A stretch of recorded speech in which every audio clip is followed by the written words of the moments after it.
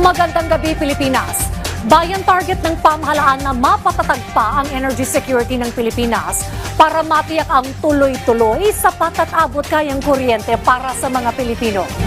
Kaya naman personal na binisita ni Pangulong Ferdinand R. Marcos Jr. ang Noble Viking drilling rig bilang suporta sa proyekto para maparami ang supply ng natural gas sa bansa. Ayon sa Energy Department, malaking bagay ito para may sariling mapagkukunan ng enerhiya ang bansa. Yan ang ulat ni Kenneth Pasyente. Personal na binisita ni Pangulong Ferdinand R. Marcos Jr. ang Noble Viking drilling rig bilang pagpapakita ng buong suporta ng pamahalaan sa pagpapatuloy ng Phase 4 ng Malampaya Drilling Project na layong palawigin ang supply ng natural gas sa bansa. Ayon sa Pangulo, 20% ng kuryente sa Luzon ay nanggagaling sa Malampaya Gas Field na nagsusupply ng enerhiya sa mga tahanan, paaralan, ospital, opisina at pabrika. Ngunit habang unti-unti nang nauubos ang reserba nito, kinakailangan na ang agarang aksyon upang matiyak ang tuloy-tuloy at abot kayang kuryente para sa bawat Pilipino. Binigyang diin ng Pangulo ang buong suporta ng pamahalaan sa proyekto na matapos sa itinakdang panahon upang mapakinabangan agad ang mga bagong mapagkukunan ng gas. Ayon sa DOE, maganda ang itinatakbo ng drilling project. Lalo't 2 sa 3 drilling wells ang nakitaan ng potensyal na magkaroon ng natural gas. Kung magkataon, malaking bagay daw ito sa supply ng enerhiya sa bansa.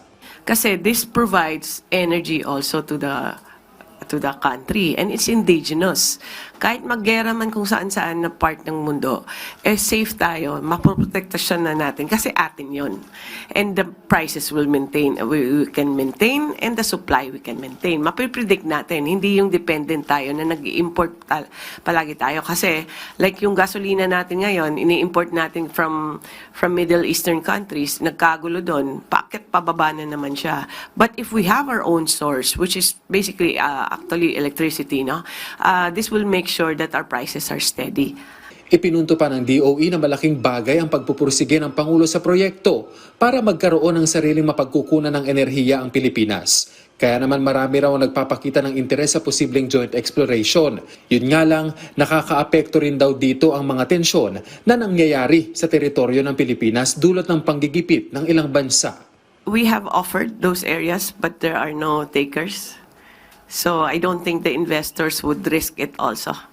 Meron nga tayong existing din na contract na nandun na on that line, but it hasn't been explored yet because there are still uncertainties na.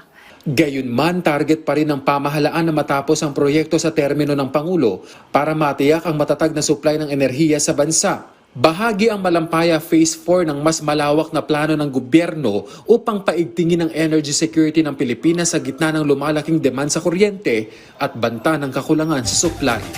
Kenneth Pasyente, para sa Pambansang TV, sa Bagong Pilipinas.